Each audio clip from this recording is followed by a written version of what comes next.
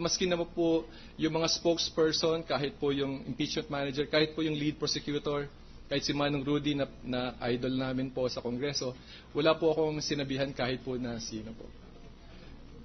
Wala po kaming sinabihan po.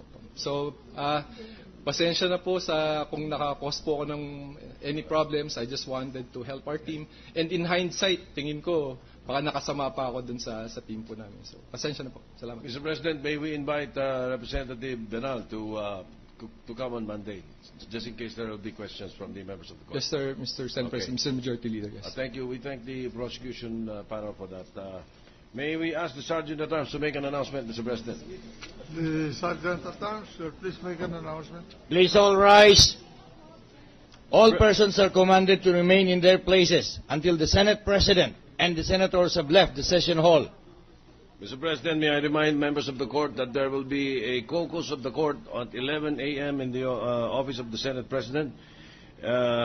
And at this point, I move to adjourn until 2 o'clock in the afternoon of Monday, February 20, 2012. Is there any objection? This trial is hereby adjourned until 2 p.m. on Monday, February 20, 2012.